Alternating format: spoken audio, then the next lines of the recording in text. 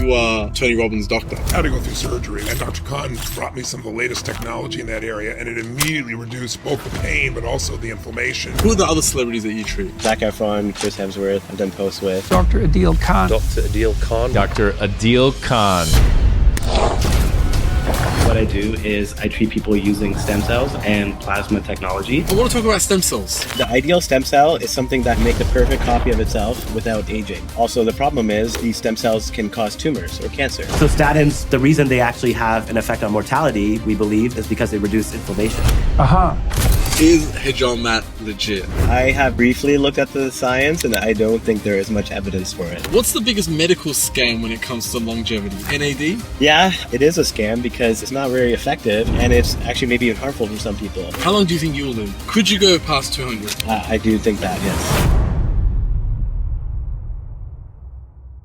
Dr. Adeel Khan. What's up? Welcome to the podcast. Thanks for having me. Welcome to the podcast. You're a very famous doctor, aren't you? I don't know if I'm famous, but I do treat a lot of famous people.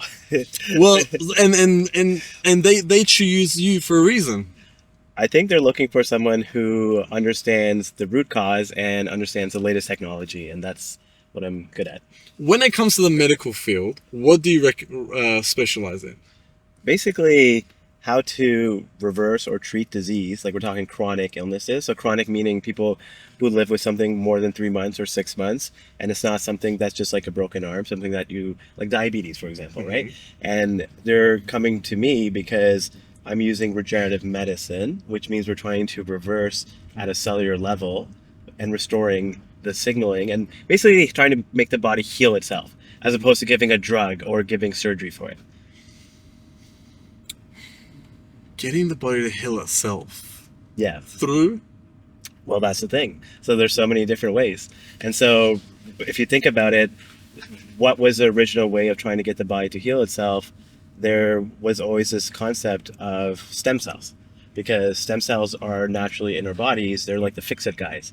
So when things break down, I always say it's like your body has trillions of cells, right? And there's trillions of buildings, for example, that are being broken down and built back up. That's cell division. Like your cells are constantly dying and renewing. Like right now in this conversation, you probably had a few million cells died and come back, you know? And so that process is always happening. And so whose job is it to make sure that process goes smoothly when the new cell has to come in? It's a stem cell, right? And so that stem cell is responsible for basically turning into that new cell, but they're stem cells and they help to repair damage, basically. So when those buildings are being broken down and not working as well, then the stem cell's job is to fix it. But just like anyone, they get tired and they don't do their job as well. And so over time, you start getting accumulation of damage, which means your DNA, which is like the instructions for the blueprint for these buildings, the instructions get messed up and then things start going faulty. And so that's kind of the very simple way of understanding how disease happens and how aging happens. So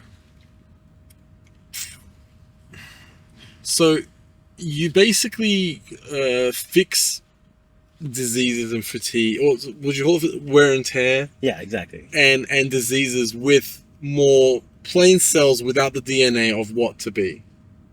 Yeah, so they're the building blocks of what the raw materials to turn into new tissue or new cells. And how do you tell it to go and be bone Well, tissue? that's the cool thing. So the problem was before you would get these stem cells and you couldn't control them. That's why, because if you think about it, why now, right? Because it's not like stem cells are new. They were discovered in like the 60s, and then in the 90s there was more discoveries about them. So, but the problem was we couldn't control them. You'd put them in the body and they would die, or they would turn into something you didn't want them to, cancer, right? Like there's things that are bad, right? That can happen. Yeah. So it's like it's a great question. It's like, how do you control what they're going to turn into? So now that's why we have these what are called MuSE stem cells, MuSE. They were discovered in Japan, and they are like smart drugs. They sense their microenvironment and they respond accordingly. So for example, if they go to the brain, they'll turn into new brain tissue. If they go to the heart, they'll turn to new heart tissue. So wherever they go, they use that local signaling of this damaged cells to turn into new tissue. They actually eat. It's called phagocytosis. They actually eat the damaged cell. So for example, one of the procedures we do is like a stem cell facial. We inject it in the face. And then, so for example, if you have some damaged skin cells, they'll actually eat the damaged skin cells and then turn into new skin cells using your own body's machinery and logic, so to speak. Wow. Yeah. That's why you look so young. That is one of the secrets, yes. So you've done this? Yes, of course. And yeah. is it injectable? Do you inject it? Yeah. You inject it Yeah, in your face? the MuSE, we call it the MuSE facial, and we've done it for a lot of big celebrities, and that's one of the reasons a lot of them are coming now, because obviously they care so much about cosmetics. It wasn't the reason I got into this, but it just happens to be a very good application for that technology. Yeah. How old are you?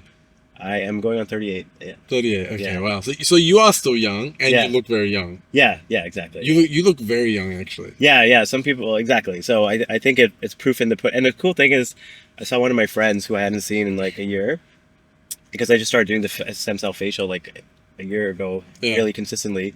And then he's like, "You look 3 to 4 years younger since I Yeah. last saw you." That's what he Yeah. said. And then Yeah. it was like, "Oh, okay, cool. That's definitely working." Yeah. Like, if I didn't see your body, because your body tells me you're not a university student, Yeah. right? Because you got muscles and Yeah. like, but if I just saw your face, I'd think, yeah, he could be a uni student. Yeah. Studying something. I get that when I'm in my backpack walking in my sweatpants and stuff. Yeah. Okay, so is the thing that you put in your face, the stem cell, what was it called again? The MuSE stem cell, MuSE. Yeah, but the facial one. Yeah. Right? Is that fish semen? So it's interesting. So salmon sperm, I guess, Yeah. is the reason they're using that is because it does also have regenerative effects. But the regenerative effect is much stronger of the cells, because the salmon sperm, it only has signals, right? The sperm isn't going to regrow your new tissue. It's just going to help to reduce inflammation, maybe help with some of the anti-inflammatory effect, really. And so it still has an effect, but it's not giving you the raw building blocks. These are the raw building blocks. We're getting them, and just so people understand, we're getting them from umbilical cord tissue. So it's like the freshest kind of stem cells, because they've gone through no damage. You don't want to use necessarily your own stem cells, because your stem cells are old, right? Even mine are 38 years old, right? They've gone through replication cycles. So the salmon sperm, I know it's a lot of people are curious about that, but it's just a signal. It doesn't have the raw building blocks. So that's the main difference.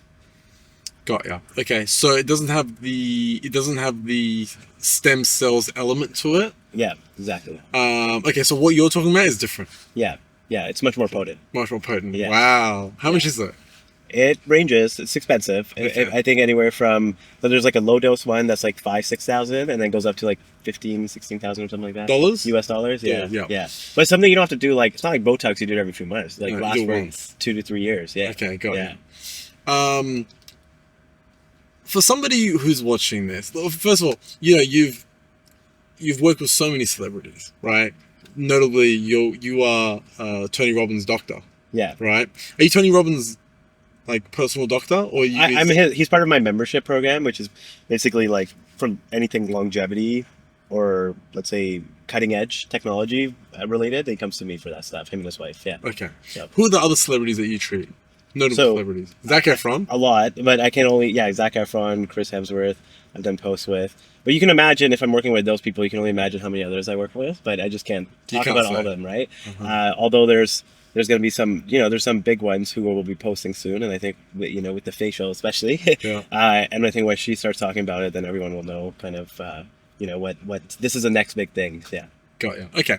So you obviously can't, so you work with these very successful, financially free people. Yeah. Tony Robbins being a billionaire. Yeah. What about the everyday people? What can they do to be able to still have access to these health benefits and visual benefits, clearly, but they don't have the money for it? Yeah, no, I peptides. So peptides are inexpensive. They're maybe a couple $100 at most, and they're accessible now. What is a peptide? It's just a short chain of amino acids, which means it's like a baby protein. So I'm sure you've heard of insulin. I'm sure most people have heard of Ozempic too, which is like the weight loss peptide. So those are popular peptides, obviously, because they have a very broad effect for many people. And now we have kind of designer peptides, like meaning just peptides for skin, peptide for energy, peptide for brain health. There's so many different peptides out there. So now they're getting very designer, because they can figure out exactly what pathways they want to stimulate or not stimulate. So basically, it's becoming very specific. So, for example, there's a peptide called copper peptide, GHKCU, and the copper peptide is great for skin. And you can, it is an injection, but it's a simple injection. Or there's copper peptide creams that we make too, which are like medical grade. But there's an injection that you just do, once a day for like 2-month cycle or something, and that's easy. We have these peptide pens. You just dial it and you put it in, and most people are pretty comfortable doing that. In your stomach. Yeah. And what does that benefit? Because that's obviously for your face. Skin. No, your skin. It'll make your skin because it stimulates collagen production. It has a systemic effect.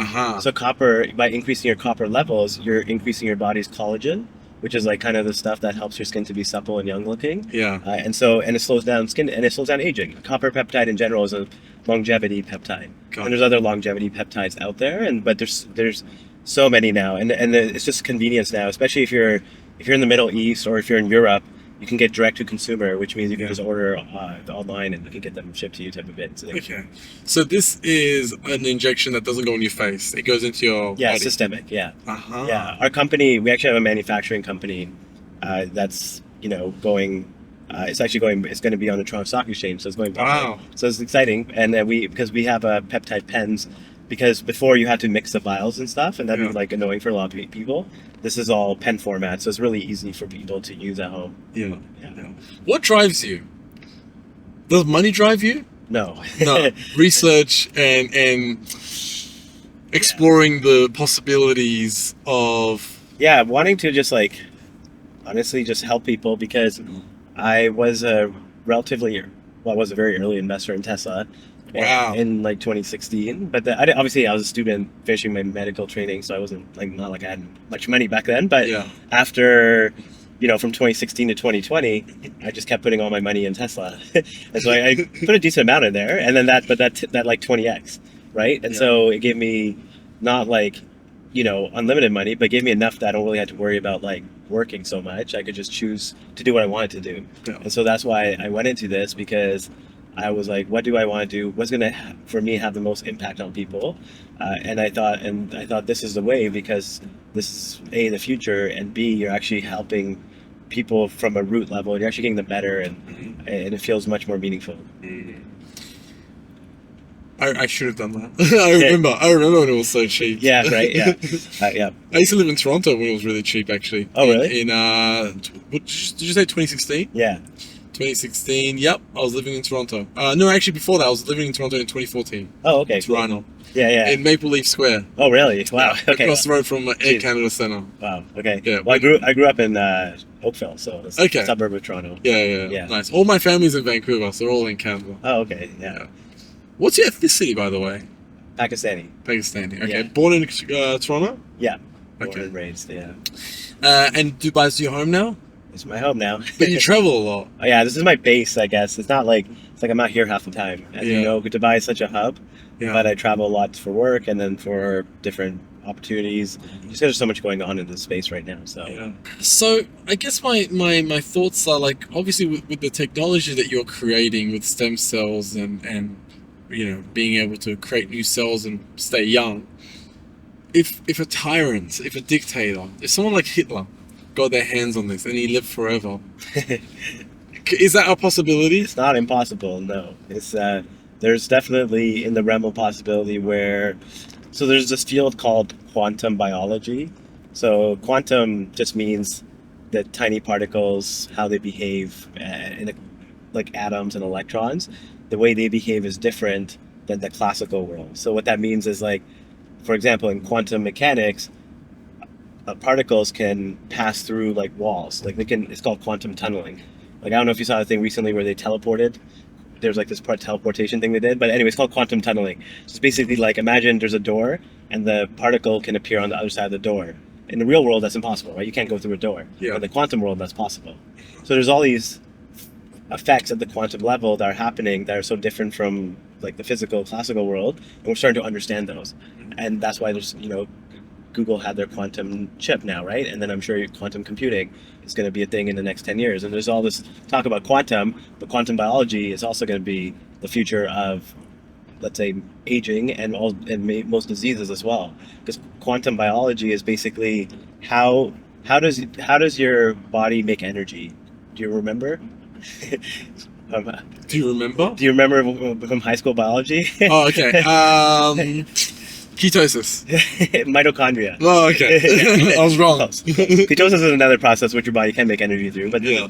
but this is energy. Cellular metabolism is basically when you eat something, Yeah. and your body has to turn it into energy, right? Yeah. So how does it do that? It goes through this mitochondria, which is its own little like organism almost in your body. You have like trillions and trillions of them, and the mitochondria, they move electrons in what's called a transport chain. So they move them across, and then they basically turn that food into energy through a process called oxidative phosphorylation, which just means you're basically just making energy for your body to survive, right? But over time, that mitochondria doesn't work as well. And so we think that's one of the root causes as to why we age and why we start getting disease too.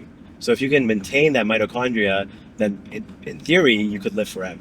So that's where a lot of research is going. And the reason I'm talking about quantum biology is because it's a quantum phenomenon, right? Because the electrons are being transported along this transport chain, and so that's inherently a quantum thing. So it's basically like, imagine one day you could have these quantum sensors you're wearing, and then you can be like, oh, I'm getting older, or like right away you could tell something's wrong, and then you could do these quantum interventions so that as soon as something goes wrong, your body just gets, you deal with it right away.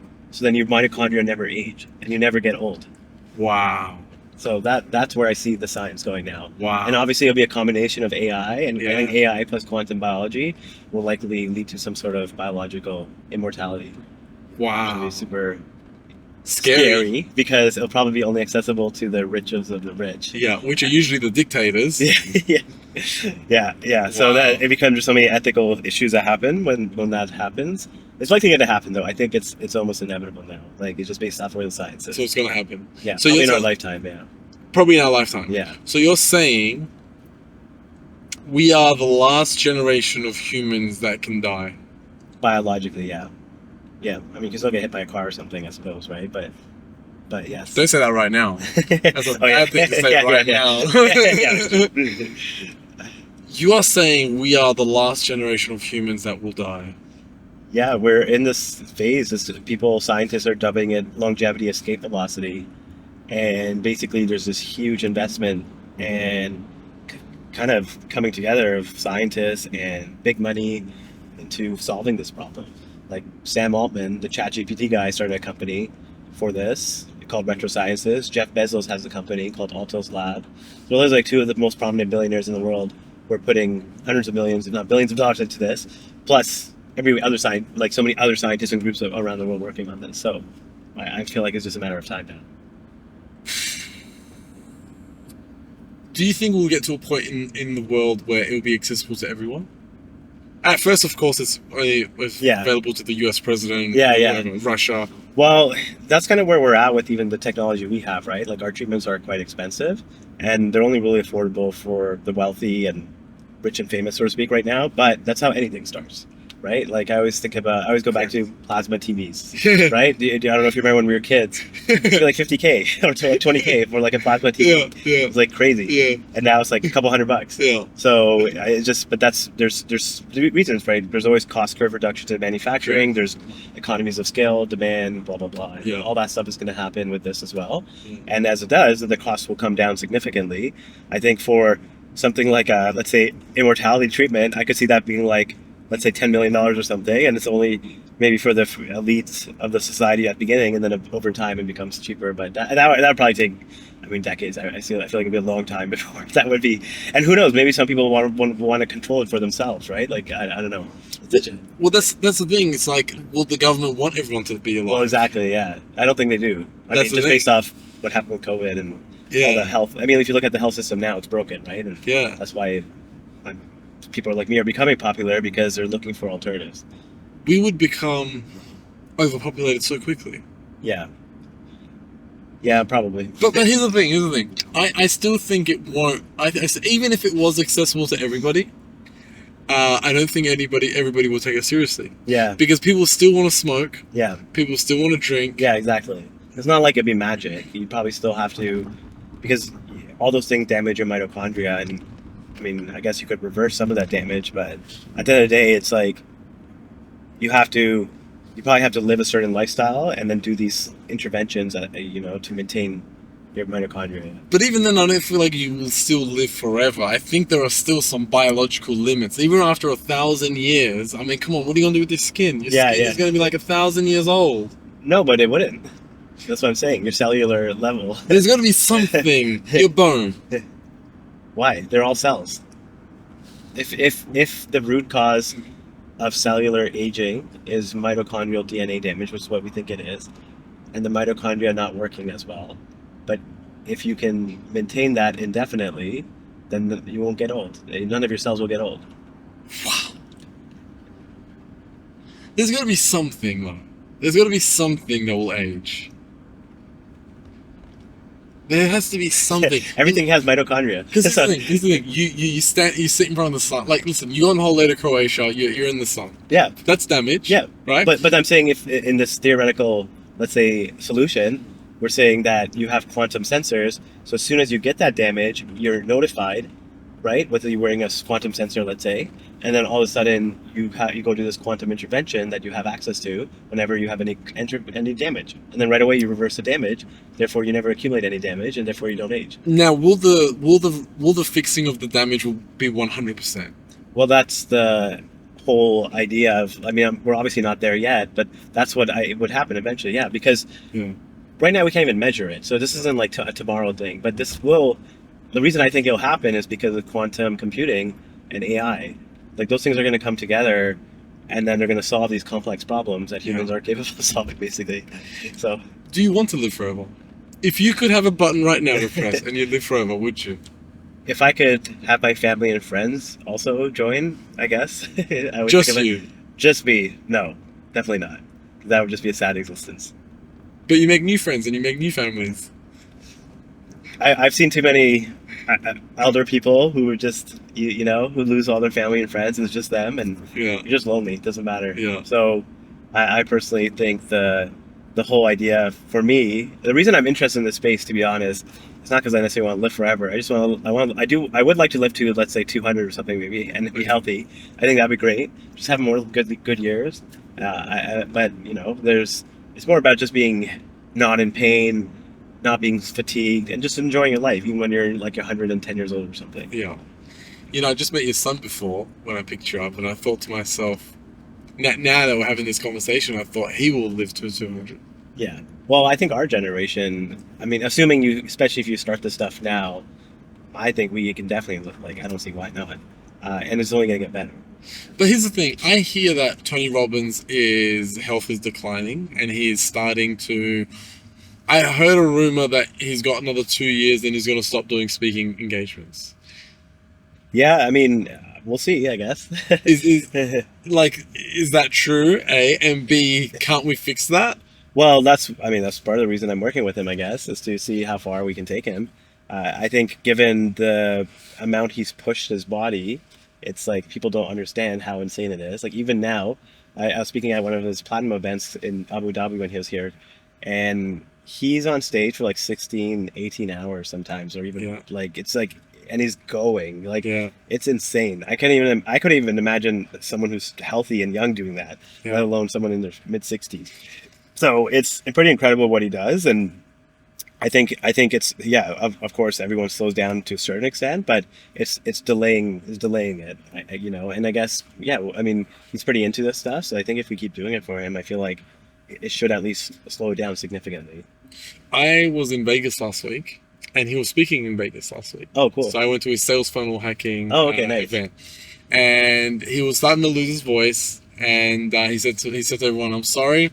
This is last week. Yeah. I'm sorry, I'm starting to lose my voice. This is my third talk for today. Yeah, because he yells for like hours. Yeah, and honestly, he he doesn't do a piss poor performance. No. He's on stage for a long time, and he makes sure everybody. And by the way, he's never on stage. He's in the crowd, walking around with people. Yeah. And have you seen all the security everywhere? Yeah. There's security in every row, and they've got that whole thing, and they lock the doors. Yeah. So there's only one door that's open that you can go in and go out. But security was insane as soon as he came up. But somebody in the crowd offered him a lozenge, and he's like, "Oh, that's perfect. I need that." And he goes, "Sorry guys, this is my third for today." And The other two weren't in Vegas.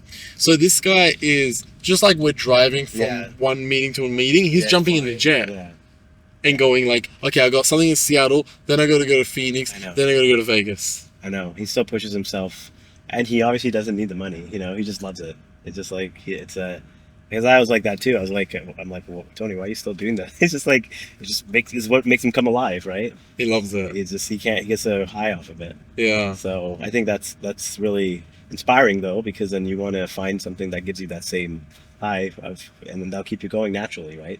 What mitochondrial damages happens when you fly? Yeah, there's actually research on that. It induces quite a bit. Like I can't say like exactly how much. It's not like we know. If there's 1 to 100, I can't say it's like 50 or something. But I can tell you, it does definitely induce a good amount of damage, because we know that based off there's research on this is you get what's called oxidative stress. So oxidative stress is basically when your body has to make energy. A byproduct of making energy, you get free radicals. And that's why you've heard of antioxidants, right? Yeah. So antioxidants soak up those free radicals, which is why antioxidants are good for you for eating, like diet-wise. But what happens over time is your body can't deal with all these free radicals because your antioxidant capacity decreases and your mitochondria aren't working as well. So when you're young, when you're like a baby or a kid, your mitochondria is working amazingly. Any free radicals it deals with right away, no problem. As you get older, those free radicals don't get quenched up. So they start damaging stuff. They go around, they're like little flies that are just damaging cell membranes, DNA, everything really. And then that's what starts causing problems. And that's why oxidative stress is such a big problem. And when you fly, you get oxidative stress. So you get free radicals that are forming. And that's why you feel tired, after you travel. I'm sure people notice that. Go to the window, please, Jack. So even if you're not even if where you're flying is in the same line, okay, and in the same line in terms of the time frame, right? So you're going from here to there, same time frame. So there's no jet lag in theory. You're still tired. Oxidative stress, exactly. You're still tired. It's the mitochondria, and that's why. But interestingly, if you fly private, the latitude, it hasn't been studied, but based off just like anecdotal, I would say, and I know people who fly private don't feel as tired, and that's because I think that's because of the air pressure and because you're not flying as high. Okay, could also be because you're more relaxed. You're definitely less stressful. Yeah, definitely less stressful, right? Less hectic, but because look, even first class and business class is nice, right? Yeah. It's not very stressful, but it's still. I don't know. I did 14 hours in business class and I still didn't have a good time. Yeah. It's still not my bed. Emirates? Yeah. Emirates are pretty good. Emirates is amazing and they're the best. Yeah. Right? So, yeah. 14 hours. Yeah. And I'm thinking this bed's not soft. No, but it's not supposed to be a bed. It's a seat that turns into a bed. Yeah, exactly. And you're still tired afterwards, for sure. And yeah. So the way I mitigate that, my hack for it, is using something called methylene blue. Okay. It's this blue troche, you can just eat it, but it basically it acts like a sponge for free radicals. So you can use that, and then you can obviously use melatonin as well if there's and melatonin is an antioxidant as well, but it also obviously helps to restore sleep, circadian disruption. So but I find that if I use those tools to like soak up my free radicals, then I don't feel as tired. Like I recover pretty quickly. Within a day I'm fine. Within a day? Yeah. What if you're coming from America? Yeah, I was on a 12-hour difference. I was in PST for the last 1 month. What's PST? Like Pacific Standard Time. Oh, California. Okay. Yeah. So 12-hour difference from Dubai. I know. And then I just flew back on Saturday. Yeah. And then I went to work on Monday, and I was chilling. I was like fine on Sunday. But I used methylene blue. I took 2 doses, and then so I was fine. Yeah. Because I was really struggling. Yeah. No, most people need like a week or 2 weeks sometimes, right? So. And then, but that hack works really well, I find. The methylated blue and the melatonin. Yeah. And you just eat those. Yeah. Melatonin you take before bed, and methylene blue you take in the morning. Does coffee do any damage? Yeah. So, caffeine is the world's most popular drug, right? Yeah. So, when you think of a drug, what do you think? Not good. Right. Why is that? It's because we all inherently know when you're taking a drug, you're using it to mask something else. Sure. Right? Instead of addressing the root problem. Depression. Depression, fatigue, yeah. Whatever. Yeah. So you're not getting to the root cause, which is that your mitochondria, which is where energy production happens, aren't working as well as you want them to work, and that's why you're feeling tired, and then you're using the coffee as a way, or caffeine as a way to deal with that. So the good thing, though, is that caffeine is an antioxidant. Who in modern world can have that? Maybe people who are retired and have nothing, I don't think it's real. Like, most people have busy lives, or, they have kids, they have this, they have stress. So, I mean, I'm not saying don't drink coffee, because I don't think that's realistic prescription, right? No. And I think I'm being realistic because I still drink coffee. I mean, I'm drinking coffee right now. Yeah. But I try to use it smartly, which is two things. I try to use it just before I exercise, number one. Okay. And because it serves as what's called ergogenic aid, which means it improves performance in the gym. Caffeine's been shown to do that. Okay. Do you have pre-workout?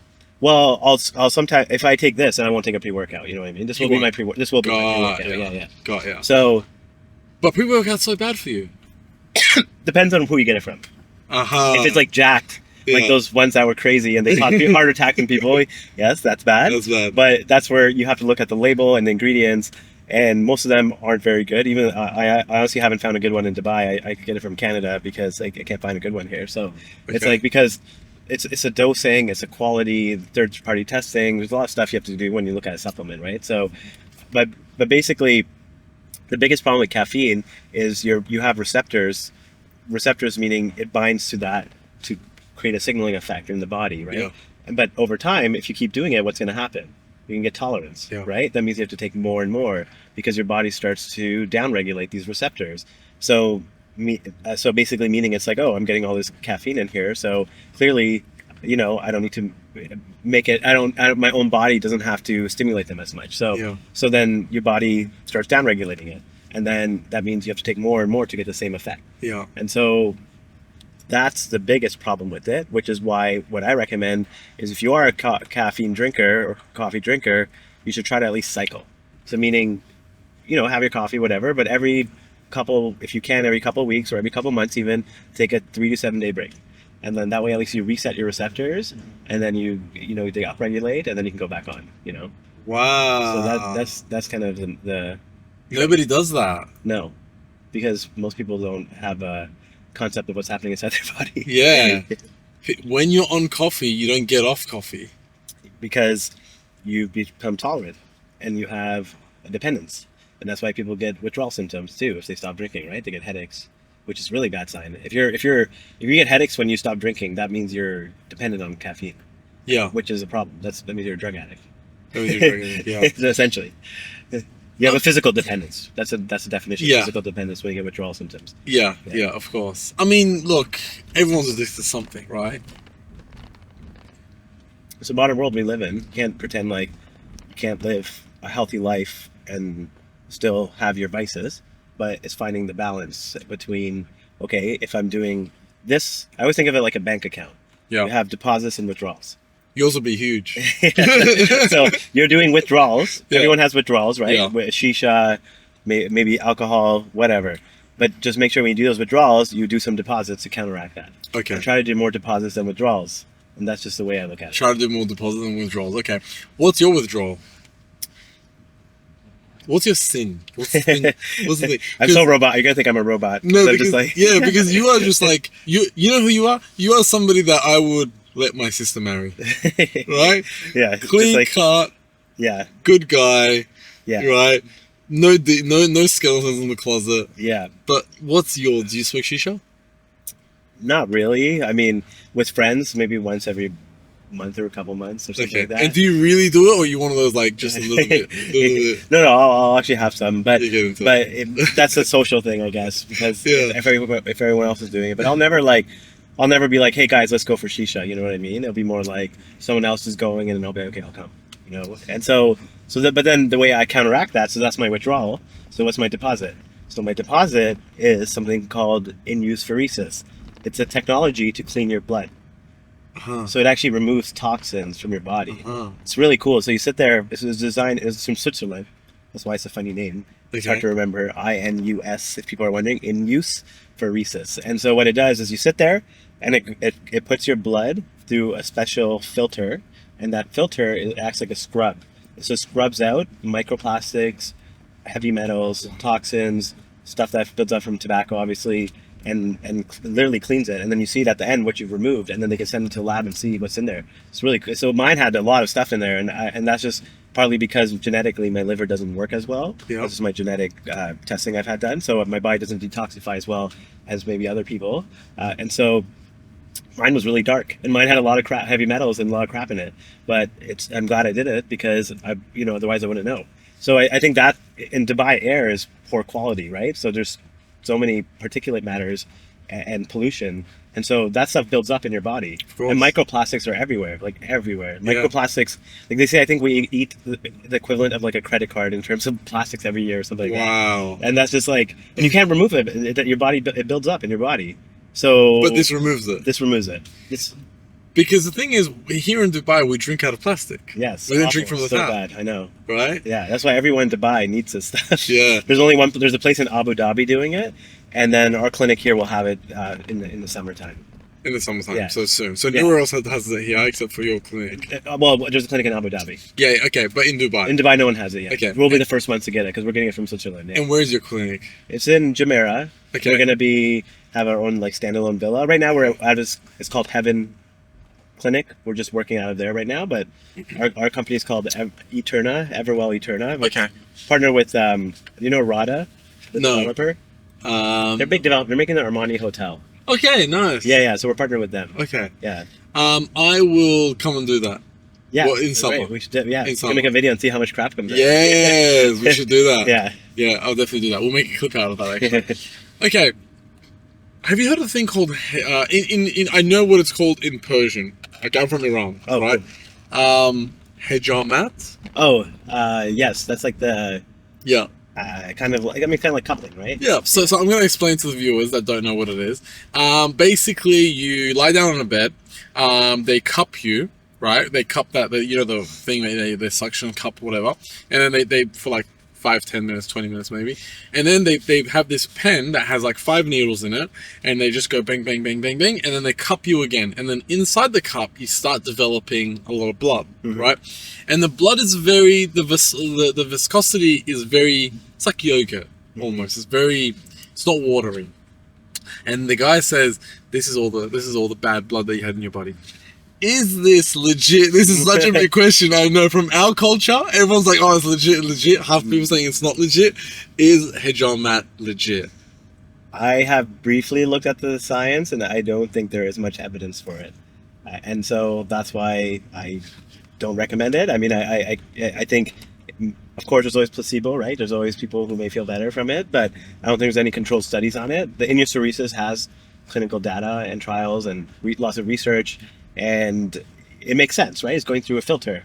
How is this removing bad stuff from you by just cupping, right? Well, because they show you and they go, look at the blood. The blood is like yogurt. It's the viscosity is not fine like water. Right, what is it? I don't know. What causes it to be like that? What causes it to be like jelly?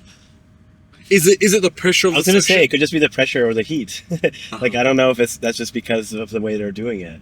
I don't think that's indicative of toxins or anything. Do they ever send it off to a lab to analyze it? No, they just throw it in the bin. Yeah, so I mean, like, who knows? They're probably just removing regular blood. So you've never done it? No. You've never done it. I've heard of it, but I've never done it. And you've had this conversation with your friends and family before. Yeah, obviously. because my wife is Chinese, so in Chinese culture they also do cupping, right? Yeah.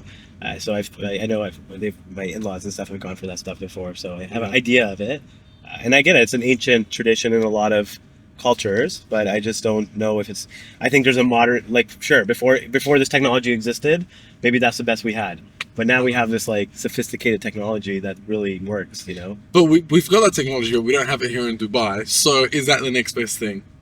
I mean, it's in Abu Dhabi, so it's like 40. It's not that far away, but yes. And how much is it? It's 15,000 dirhams. No way. Yeah. Wow, it's expensive Yeah. So to clean your blood. I mean, to me, it's the best 15,000 you're gonna put into your health. Do you probably. feel better? Yes. Yeah. I mean, I was like actually like knocked out for 24 hours because my immune system had to like readjust, and like it was like a shock almost to my system because like I had so many toxins. Yeah. But then after 24 hours, yeah, it's great. And what is the difference between? Okay, let's say people can't afford that, right? What if they go donate blood once a month? Yeah, that can still be useful for general let's say, health. I mean, obviously, if you have like low iron or something, it's probably not a good idea. But for a lot of males, especially, donating blood regularly can be a good idea, just because it helps with that renewal cycle, right? Your red blood cells renew every like 4 months, and so when you donate, it's just forcing your body to stimulate more regeneration of those red blood cells and getting new red blood cells in your body, which just means your blood viscosity goes down, and then there's less. Sometimes in males, especially, they can have high iron levels, and that high iron can also cause issues too. So donating blood can be helpful for that. Yeah, I mean, if you're looking at people that can't afford the 15,000, wouldn't that mean you've got blood, you've got some toxins in there, donating once a month, you get rid of some of it? Yeah, for sure. And then you regenerate. No, I agree. Yeah, like I'm always a big fan of what's the cheapest solution that you could do that for someone who doesn't necessarily have extra money to spend on their health. Yeah. So I think it's still a reasonable option. God forbid,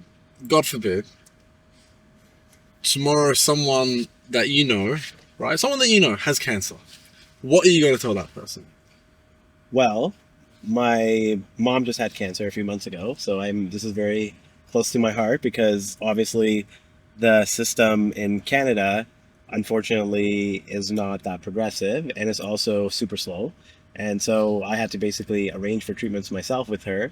And so what I would do is, first of all, is not just get one opinion.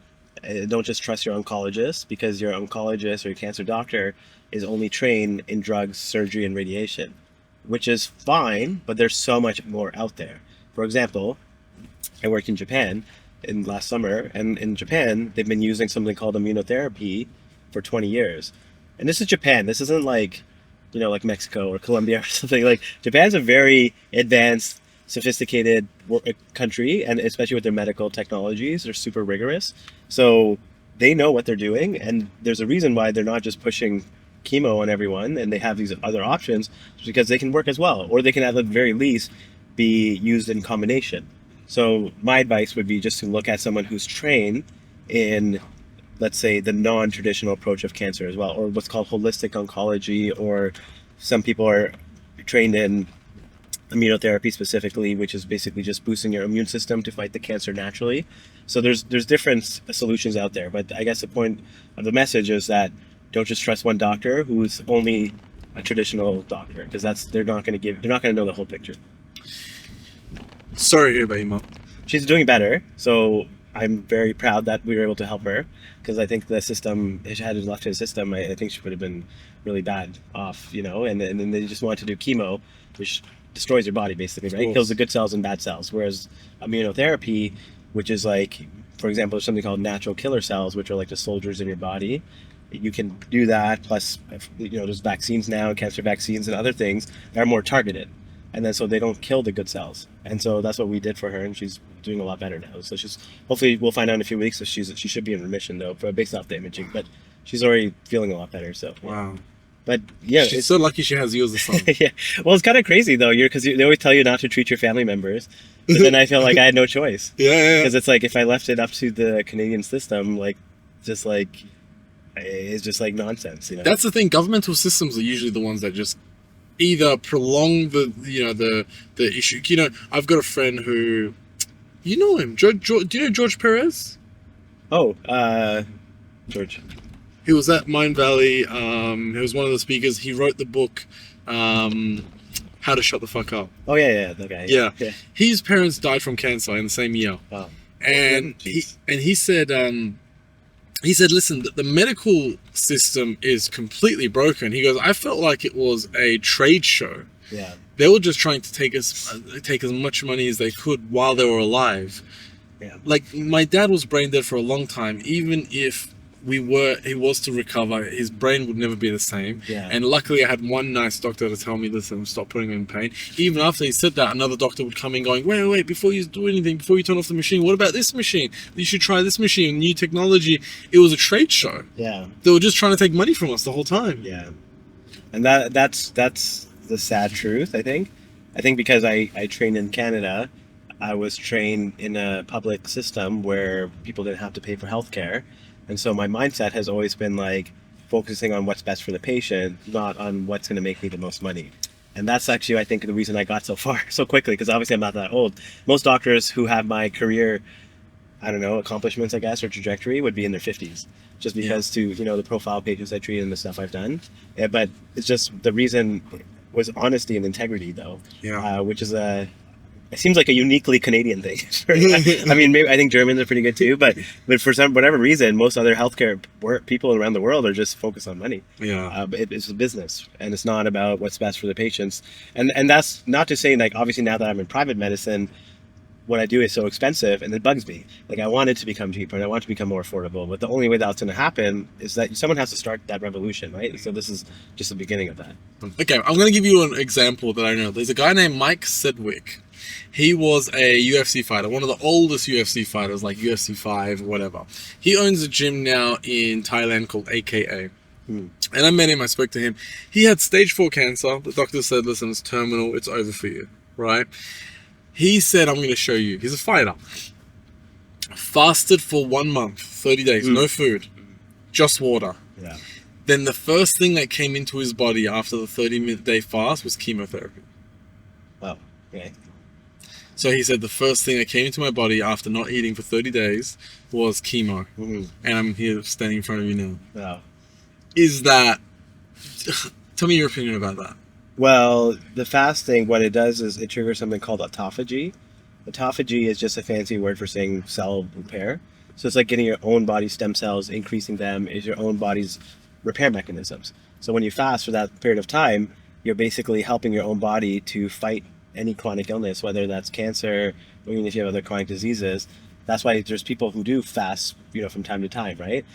And so I think what he probably did was he created a environment for the chemo to just be more effective, because he already boosted his own body's stem cells and his own body's immune system, so to speak, so that when he's doing the chemo, it's going to have just a more potent effect. So and that's why there's research on this with, for example, combining, like, have you heard of curcumin, like turmeric? Oh, yeah. You know, turmeric? Yeah. Yep. So the curcumin is the active ingredient there. There's studies like showing that if you combine that with chemo, it actually mitigates, it makes side effects less and makes the chemo work better. Wow. So there's obviously some sort of synergistic effect if you're looking at, you know, looking at the cellular mechanisms and how to combine that. And I think that's, you know, when you fast for that long, you're creating that effect in the body that's favorable for the chemo to work probably better and even mitigate side effects. So that's pretty cool. And yeah, exactly. And I know a lot of people. One of the guys, his name is Dominic D'Agostino. He's in the U.S. and he does his protocols often involve fasting or ketosis as part of the cancer treatments as well. So do you recommend that? What he did? I don't know about 30 days, but ketosis, I think definitely, which is ketosis is basically restricting your carbohydrates, because cancer cells thrive off, you know, sugar and carbohydrates. So again, if you're trying to starve them, so to speak, restricting your carbohydrates would be good. The only reason I don't think fasting may not be good for everyone is because a lot of cancer patients are already pretty frail and they've lost a lot of muscle and weight, and then you fast for this period of time and then you might lose more muscle. So I think you just have to find it's individual, obviously. Yeah.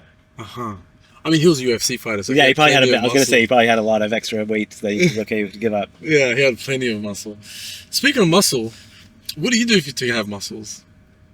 I mean, I'm just a traditional kind of lifter. I've been doing lifting for a long time, and just like I used to do more powerlifting before, but now I don't have the time for that, unfortunately, because the schedule's so crazy. But but I think being strong and being obviously muscular is a great. It's not great. It's actually the most important thing for longevity, right? For living healthy and long. Muscle's very protective for your body. It turns off cancer genes. It protects you from diabetes, dementia, and it has all these other effects in the body that are probably the second to none in terms of what number one thing can you do to maintain, and that's anyone can do, right? You don't need any fancy equipment or anything, just resistance training, right? Putting on muscle and getting strong, and doing a bodybuilding split is the most effective way to do that, which is just like, you train different body parts different days, or you have a different split, right? So really it's just, for me right now, I'm training like a bro, which is essentially like, arms and chest and back and legs and shoulders that have split. But for a lot of people, doing like upper body, lower body is probably better, especially if you're like beginner or intermediate, but yeah. Yeah. Okay. So, do you keep an eye on your testosterone? I do, yeah. Okay. And how do you? You're natural, obviously. Yeah. Right. How do you naturally keep your testosterone higher? Well, I've actually struggled with low testosterone, so now I'm kind of playing around with a few different things, and I've found some stuff that works quite well. I mean, obviously there's the basics, right? Like your body has like certain cofactors and let's say precursors for testosterone synthesis. So, for example, when you do blood work, making sure your DHEA, which is like a precursor to testosterone, making sure that those levels are good, and there's something called pregnenolone, and then vitamin D, zinc, magnesium, like certain micronutrients also, and minerals and stuff help with testosterone synthesis. So making that stuff is in check. And then the other thing is sleep and stress, because and body fat, because when those things are out of check, so to speak, your body converts more into estrogen, and then when you have higher body fat, your free testosterone goes down as well. So the circulating testosterone decreases, basically, if you have a lot of body fat. So that's why it becomes like a vicious cycle, where if you become overweight, your testosterone becomes lower, and then you become more tired, and then you put on even more weight, and then it becomes this like thing, right? So it's important to. So it's hard to break, and that's why some men go into testosterone replacement therapy, right? Because we're trying to break that cycle. But if you're trying to avoid TRT and just get your own body's levels up, I think the micronutrients and minerals and healthy lifestyles can be the most important. And then there are other things that you can do, like the supplements I was saying, like DHEA. And DHEA is good for health and longevity anyways. DHA. DHEA. DHEA. Yeah, it's a supplement that's good for health and longevity anyway. Okay. I think for a lot of males, it's probably a good idea. If you're over 35, I think it's probably a good thing to take anyway. You can obviously do blood work to check your levels, but as long as you're not on the high end, it's probably something you should consider taking for just like anyone, And then there's this. This is experimental still, but we're working. My scientist is working on this, and I think this will be available by sometime next year. We're just studying it right now, but it's basically taking placental tissue and then injecting that once a week into your body, and it helps your own body to produce more testosterone. So placental tissue, which means from the placenta. Yeah. But a real placenta. Yeah. And they freeze dry it. You can only do that in Mexico, no? Well, no. I mean, you can do it. I mean, actually, I don't. I guess I can't. I mean, as long as you have, we do it in Europe, in Lithuania. Okay. And then we'll eventually, hopefully, we'll offer it here too. Yeah. Okay. That'll be the plan. I want to talk about that, but before we move on, I want to ask another question about this. What is the? By the way, there's TRT. It's cream, TRT cream. Yeah. Have you tried that? Have you thought about that? I haven't. I personally am not on TRT, but I know of patients, obviously, and I've been involved in that hormone replacement therapy space. So the problem with the cream is the absorption is variable, meaning some people absorb it well and some people don't. So that's why the injections actually work better. You got it. So, but the injections are obviously more annoying because you have to do them like every week or twice a week or something, Okay. But obviously, I think there's a lot of people on TRT now. It's becoming way more common. But the problem is, why do more people have low testosterone? That's what I'm more interested in. Like, why? You know what I mean? Because more people are prescribing it, but more people aren't asking why. And it's because of the microplastics, like we talked about. It's the stress. It's also, there's something, it's called endocrine disruptors. They disrupt your body's own ability to make hormones because of the toxins and stuff in the environment. So again, it comes back to like, okay, can I do something to make my body healthier so it can produce more testosterone on its own instead of just taking testosterone? So, yeah. What is causing testosterone decrease? I mean, I read some studies about soap. I mean, if we can put TRT cream on our balls and our testosterone is going to go up, then we're putting soap on our balls twice a day. Yeah. What's in the soap? Yeah. Exactly. Phthalates? Yeah, exactly. Plastics? There's so much shit. Yeah, and everything. That's what I mean. There's endocrine disruptors everywhere, and then the microplastics are a huge one too, because that also causes estrogen to go up and can affect testosterone synthesis. Are you conscious about that when it comes to soap? Because that's directly on our balls. There's nothing else that touches our balls but soap. I mean, I am very selective of what I use. Yeah, I don't use like Dove or like random. Like I'm always very careful on which products I'm using. for skincare and beauty, or I guess like just hygiene. Yeah, I think about that often. I'm like, what is in this soap? For men it's one thing, but for women, makeup and lipstick, and it's like they have like I can't remember the exact statistic, but just on lipstick alone, in a lifetime they'll consume like 9 pounds or something of like toxins. Like it's something obscene. It's just like, what the hell's going in your body from all these cosmetics. Yeah. So now I think there's awareness on that at least, and so now companies will start making products that counteract, at least have a natural, safer kind of profile. But that aside, I mean, with the skin and lips and whatever, I get it. But I mean, we have something external to our body that controls our testosterone. Yeah.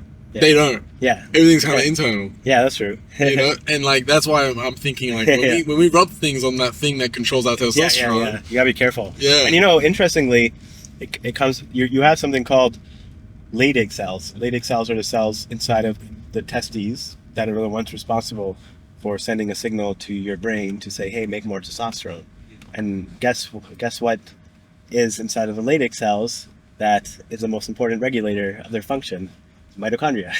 Oh. Because it's the cell, right? Any cell is always going to be, and so anything that's going to induce mitochondrial stress to the Leydig cells is going to ultimately affect your body's fertility and your body's own production of testosterone and all that stuff. Yeah. And so that's why putting toxins on there, or or even like one of the things, for example, that's been shown to decrease fertility or like sperm count is like, very tight underwear, for example, and warmth in that area, because that's not good for the mitochondria. Mm-hmm. So anyway, that's Okay.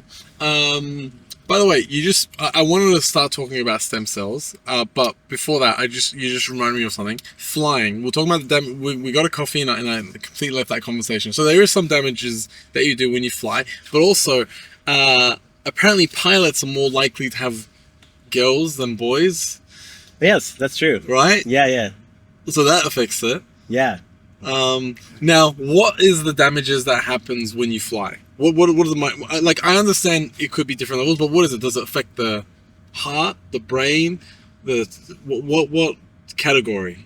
It's just you're basically creating more of these free radicals, which are, think of them as little particles that are going to go around and damage everything. So it could, not just your brain, your heart, everywhere, is going to accelerate the damage that's happening in throughout your body. So systemic, meaning it's your whole body that's probably going to have some amount of stress after a flight, and so you can't avoid flying, obviously. So it's more about, okay, what do I do to counteract some of that stress?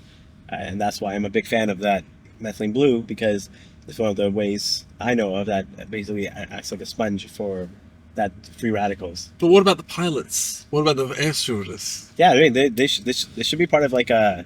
I mean, I don't think they think about the health and wellness of like their staff, but it's something that I feel like if I was an airline company, I would make all my staff have that. But it's something that's But you're Canadian, you're nice. Yes, I would think about my staff and their health. So funny enough, one of my friends / patients, he has a private jet company, so we talked about maybe doing a study just to see, and then show that, hey, if you do this can at least counteract it, and then maybe that would cause some change in the airline industry to put these measures in place. So, imagine if you got off the plane and instead of giving you a piece of chocolate or something like Emirates does, they give you a methylene blue. Wow. Like, I feel like that's what I picture, yeah. Okay, could somebody be allergic to methylene blue? No. Is there any risk? No, because it's secreted by your kidneys. If you have kidney failure, I think that would be the only condition in which you probably can't take it, if you're you're in dialysis or something. But outside of that, it's safe. See, that's the risk of it, giving it to everyone and somebody dies. Yeah. No, I mean, it's very safe. Very safe. Yeah. Everyone could have it. Pretty much, yeah. Okay. And if there's someone on dialysis, I doubt they would be on a plane. I mean, maybe they would, but I don't know. They would but that's about it. That'd be the only contra indication, I believe. Yeah. Yeah. That's a great idea. Yeah. That's a great idea. Okay, I want to know what your supplements are. What is your daily supplements? I did a podcast. Do you know who Michael Francis is? Sounds familiar. Underboss, Gambino crime family. Oh, cool. Yeah, mafia guy. Yeah. I was at his house last week in LA doing a podcast with him, and I said to him, listen, why are all the mafia guys dying from cancer? Yeah. Gotti, this, that, they all die from cancer. He goes, look at the lifestyle we had, a lot of smoking, a lot of drinking. But his dad lived to 103, and his dad was if he didn't go to prison, he would have been the boss of the family. He was a OG when it comes to La Cosa Nostra. So he said to me, when my dad was in prison, 50 years his dad was in prison. Every time I went and seen him, he goes, well, do you have my supplements? He would take 30 supplements a day, and his dad lived until he was 103. Yeah. Okay. I want to know what your supplements are. Yeah. Well, look, supplements are meant to replace things that you can't get through your diet. That's the way I think about it, right? They're not meant to be in lieu of a good nutritional plan. They're meant to support something that you can't get enough of because of modern world or because you're trying to offset something. So, for example, vitamin D. Even though, we live in Dubai and it's sunny, but if you're a woman, and a lot of women here are covered up all the time, and they have vitamin D deficiencies. So that's a very basic one that I take still, because even though my levels have been low personally. And then on that note, just micronutrients and minerals, because we all have, the problem is the soil is depleted. So meaning where vegetables grow and the nutrient density isn't the same as it was 100 years ago. And that's just because of over agricultural kind of, the over farming. And so essentially eating spinach or eating something like even an apple, for example, that is farmed has, something like, I remember it's 1,000% less nutrients than a wild apple. Wow. So the nutrient density is nowhere near what you would get from what you would get back in the day, so to speak. And so because of that, you have to take some sort of, everyone has a supplement, in my opinion, with a good multivitamin, but the problem is most multivitamins are garbage. Most of them don't absorb, most of them don't use the right quality, the right formulations. So I personally use this company called Bionic, Bioniq. Yeah, Skip it in. Exactly. Yeah. Vadim. He's a smart guy, and it makes sense. And then you know him personally? Yeah. I Nice. treated him actually his knees. We're gonna do we fixed his knees because he couldn't run for 12 years, and now he can run. So Nice. But basically, if you could take that they can make formulations that have vitamin D in it too if you need it, and they make it based off your blood work. Yeah. Which is so it's customized to you. So that to me makes a lot of sense. So I'm a big fan of that, and that way you're not taking 10 different supplements, right? You're just taking this one. Yeah. 2 or 3 scoops a day, and that covers a lot of your bases. And then after that, the only other supplements I really like are creatine. So Why?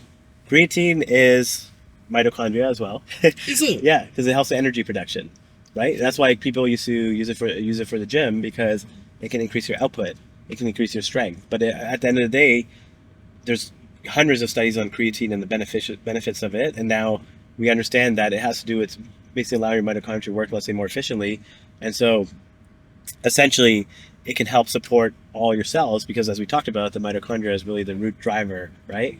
And then there's this company called Level Up, and they make it's called Revolution, but their creatine's good because they have a form that crosses the blood-brain barrier, so it goes to your brain as well. And so it helps, and there's studies showing, there's pictures online too. If you type creatine, brain picture, you can see like how it helps to preserve the brain, and it can combat neurodegeneration.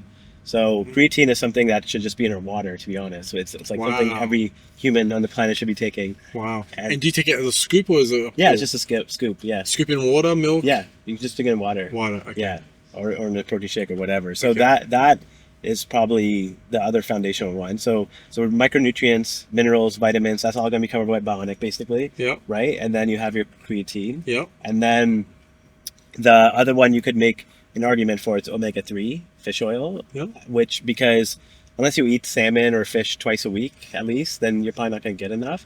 And why is that? Because they help to make your cell membranes are fatty. They're made up of fatty. Sure. It's called a phospholipid bilayer. They're basically this fatty layer, and those cell membranes are like the security system. So they're meaning they kind of control what gets into the cell and what gets out. Got you. But then when that security system doesn't work properly, then things start getting messed up too. So cell membrane health is very important, and it's not a test that's easy to measure. So as a default recommendation, I tell everyone, you should try to take omega-3 fish oil, unless you're eating, lots of fish every week, basically. So I think, to me, those are like the foundational things. And there's like, let's say, more esoteric stuff, but I think those are the most important. And then, I use methylene blue as a supplement occasionally, like we talked about, for air travel and stuff. I don't take it every day. And I wouldn't recommend it every day, because you don't want to, again, get your own body used to taking an antioxidant all the time. Okay, so those three things basically: fish oil, Simple. creatine. Whey protein, I guess, would be the other one. Okay. And Why? Whey protein is the only ultra processed food I would ever recommend. Oh, 'Cause wow. Normally, if you think of processed food, what do you think of? You think of McDonald's. Of course. You think of KFC. Yeah. This is the healthiest processed food in the world. It's hyper processed, ultra Of course, processed. powder. So that's why when people say processed food is bad for you, it's not that black or white. But it's because whey protein has been processed in a way that actually maximizes its amino acid profile, which are like the beneficial ones for your body, for protein synthesis. And then also, we know getting enough protein is very important to slow down muscle loss. And we're talking like way more than what we thought before. So for example, most people need about 1 gram per pound of body weight.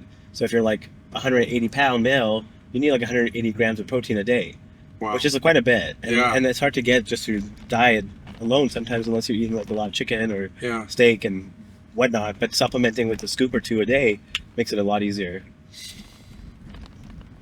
What about vegan protein? It doesn't have the same bioavailability as whey protein. Okay. I mean, obviously there's some people who are vegan, and I get it, but if you're not vegan, Take whey. Yeah, yeah. And if you're vegan for ethical reasons, I totally understand. But for health reasons, definitely better to be a meat eater. Yeah, but for health reasons, I thought vegan protein was cleaner than whey protein. No, No.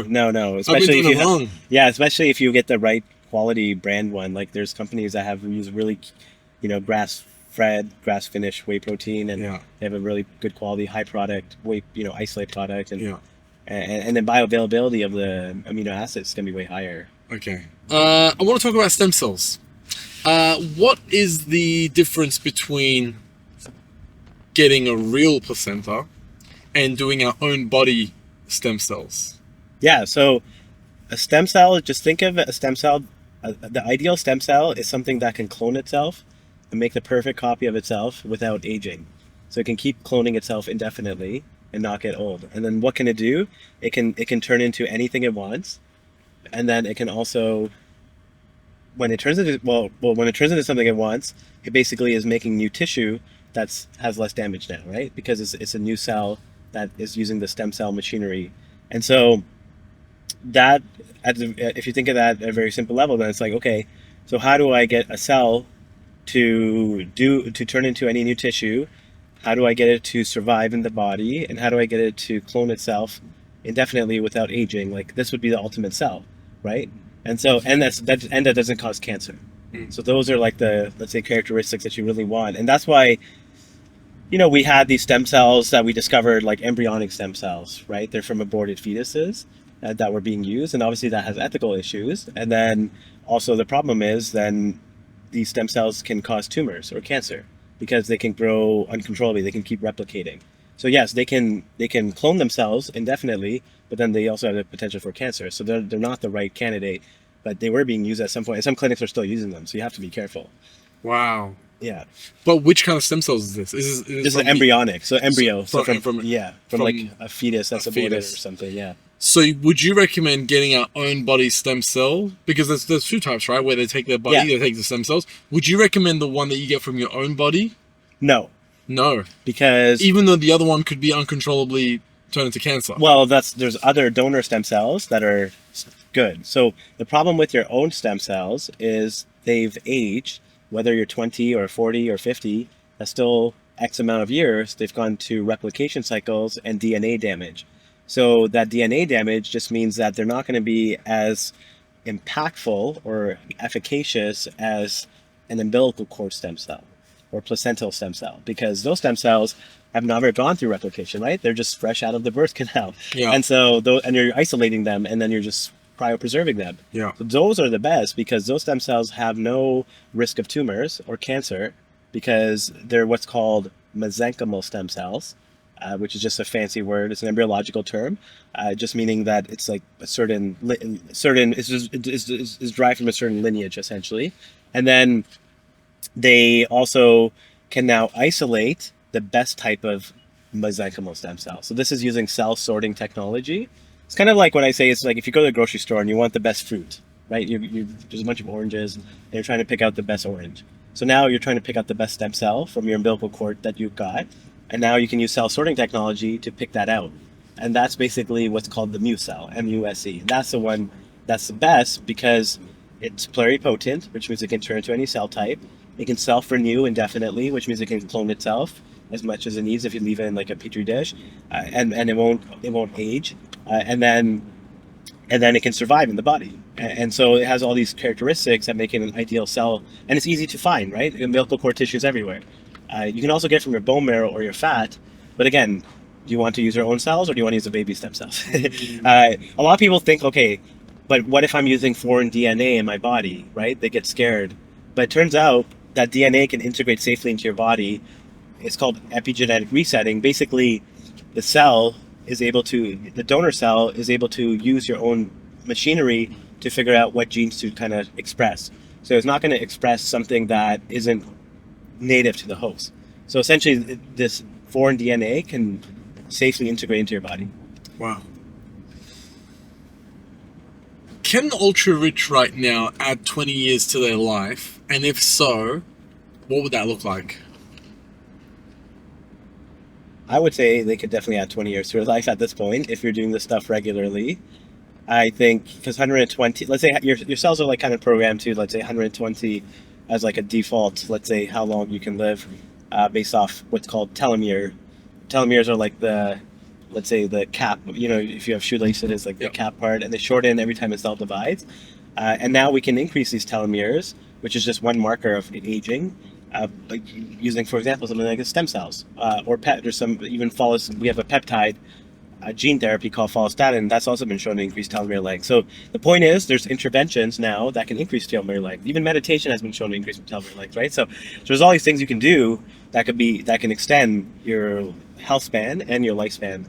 Do we know? I mean, it's all theoretical because obviously it's not like someone's lived to 140 yet or whatever. But I think based off the science where it's at now, if you're someone doing this stuff, like let's say you do an infusion of these stem cells every like 4 to 6 months, and you're doing these peptides and you're doing this gene therapy, I like these are the most cutting edge interventions we have right now.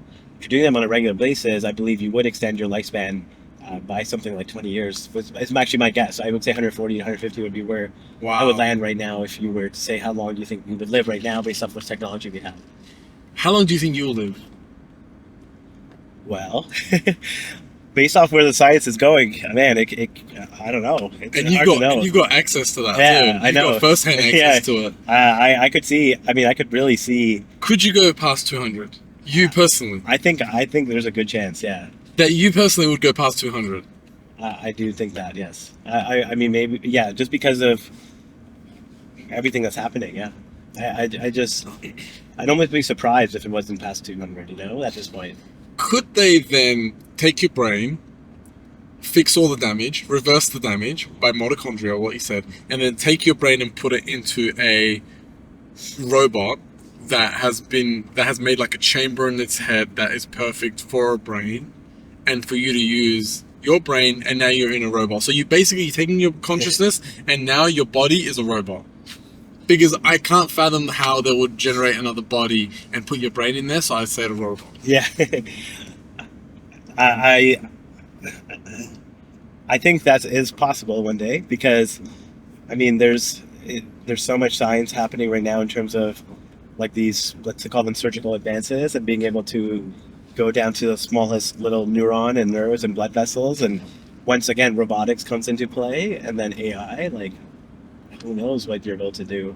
So I could see that, but obviously the one that a lot of these computer scientists, or like let's call them billionaire tech bros, are working on or want to, are trying to upload our consciousness into some sort of try to see if you can figure out where it is in the code, and try to upload that into some sort of computer digital space or something. Yeah.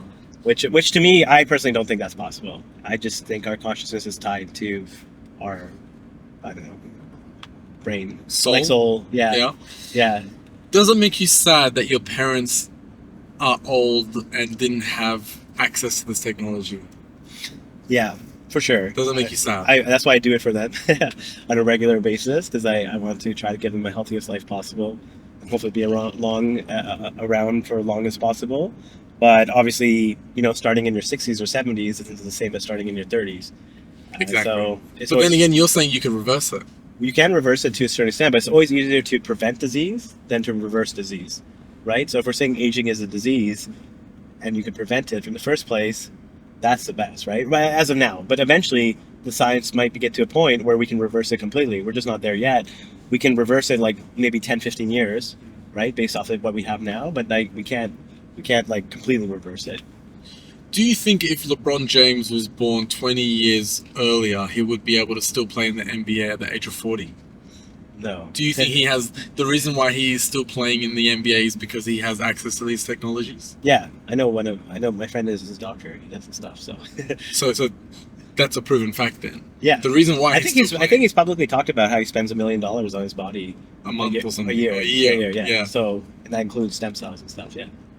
So that's the reason why he's still playing basketball. I mean, he's investing into his. I mean, the technology is already there, right? That you can invest, and it's only going to get better. Yeah. So I have a lot of pro athletes I'm working with and talking to too about this stuff, and a lot of them come to me for extending their career, and then now it's like, with enhanced games, it's going to be very interesting, because enhanced games is basically the better version of the Olympics, in my opinion, where they're allowed to do whatever they want, because the technology is expanding so quickly, but the regulators, who are the traditional people, they don't understand this stuff, and so a lot of times they just ban it. So like peptides are banned by like WADA, and so, but peptides are just for healing and regeneration. They're not necessarily performance enhancing like certain ones. So it's just there's this disconnect, and people are going to gravitate towards obviously wanting to have health and longevity, which sometimes these regulators block. You mentioned before peptides. Were you referring to the peptides you inject or you eat? You can do either. Typically the injections are better because absorption. The ones you take oral, sometimes there can be variability in how they absorb. Is there a medical way to upgrade the human brain like we do with the body?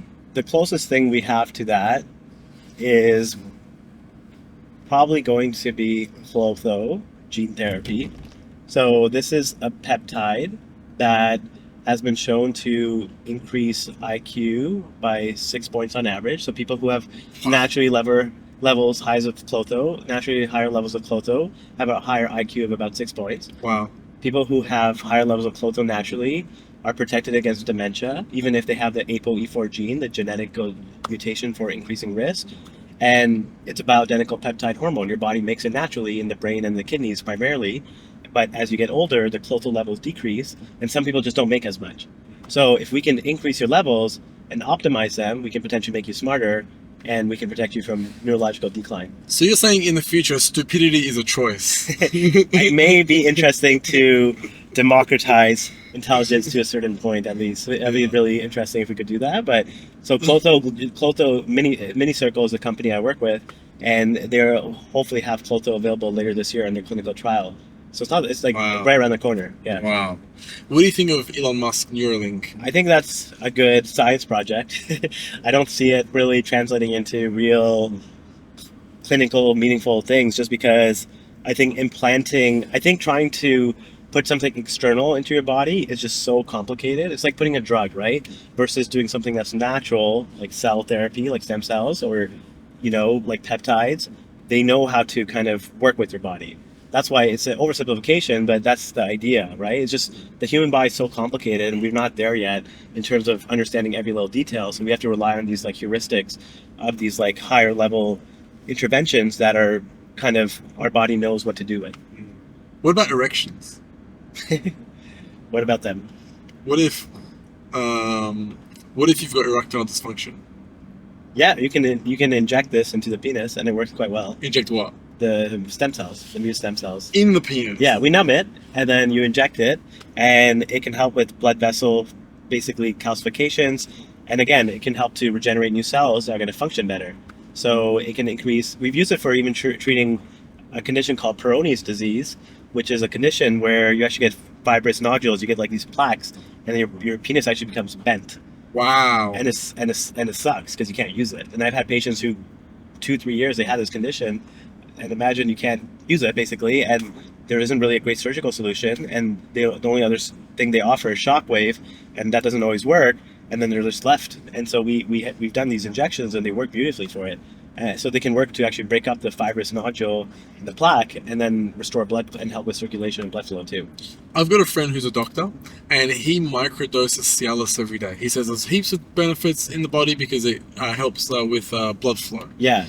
Do you No, think that's a good idea? I think Every day, 5 milligrams? I'm not a huge fan of drugs because I think there's always off-site target effects that we don't always anticipate, and especially if you're taking them on a regular basis.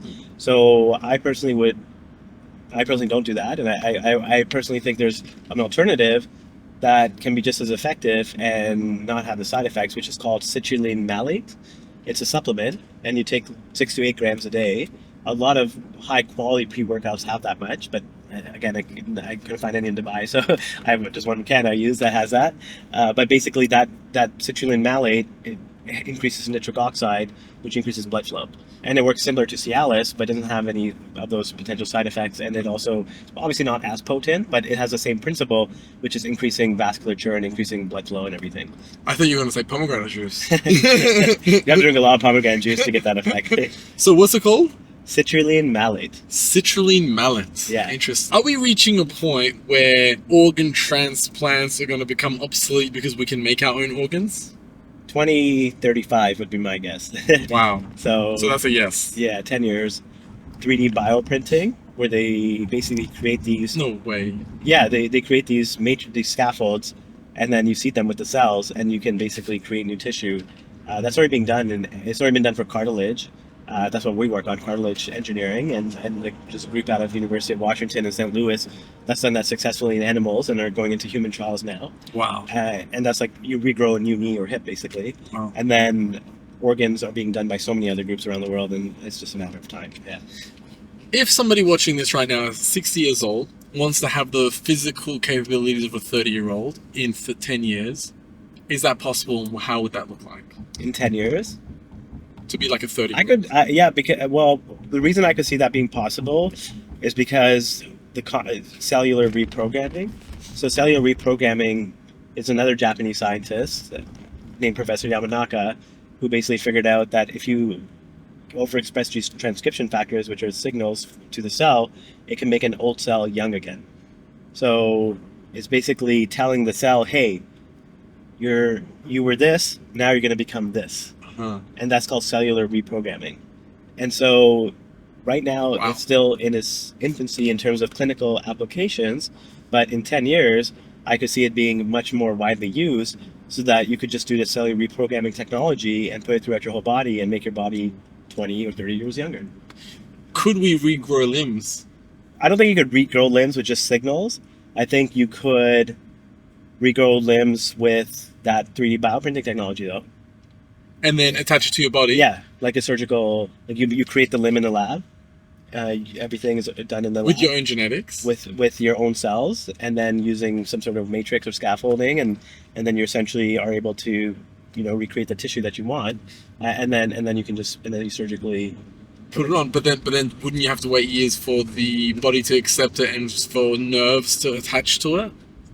Or would you do that under surgery? No, that would be all done under surgery, yeah. So you can attach nerves in surgery? Yeah, they would do that for like certain surgeries.